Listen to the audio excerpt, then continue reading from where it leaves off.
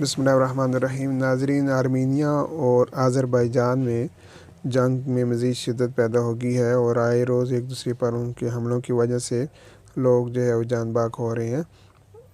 آذربائیجان کے مطابق آرمینیا نے اس کے اوپر جو ہے وہ جنگ مسلط کی تھی۔ آرمینیا وہ ملک ہے کہ جس نے پوری دنیا سے عیسائیوں کو اکٹھا کر کے اپنے ملک میں بسایا ہے۔ جس طرح پوری دنیا سے یہودیوں کو اکٹھا کر کے اسرائیل کے نام پر ملک بنایا گیا، اسی انداز میں آرمینیا کو بھی بنایا گیا تھا۔ 1992 کی دہائی میں جب روس سے ان دونوں ریاستوں نے آزادی حاصل کی تو اس کے بعد پھر اسی وقت ہی آذربائیجان کے علاقے نگورنو کاراباخ پر آرمینیا نے قبضہ کر لیا تھا، جس کی وجہ سے کئی بار ان کے درمیان جھڑپیں ہوئیں اور یہ مسئلہ جو ہے تقریباً 2 عشروں سے جاری ہے۔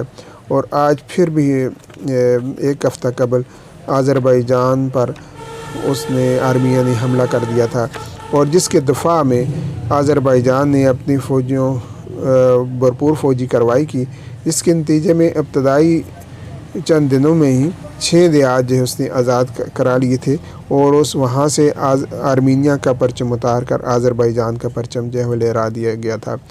ابھی یہ چند دنوں کی لڑائی کے بعد 25 دیہات اور ایک اہم شہر بھی آذربائیجان نے فتح کے پرچم گاڑتے ہوئے وہاں سے آزادی حاصل کر لی ہے۔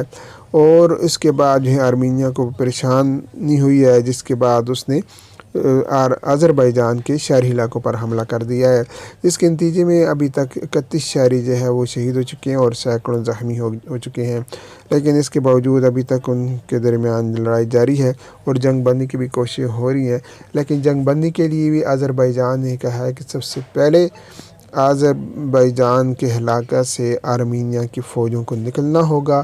فوج کے انخلاء کے بعد ہم کوئی جنگ بندی کا سوچ سکتے ہیں، صورت دیگر ہم جو ہے وہ جنگ بندی نہیں کر سکتے۔ اور اس جنگ میں آذربائیجان کو ترکی اور پاکستان کی کھلم کھلا حمایت حاصل ہے، اور پاکستانی عوام کی ہمدردیاں آذربائیجان کے ساتھ ہیں۔ آگے دیکھیے ہوتا ہے کیا۔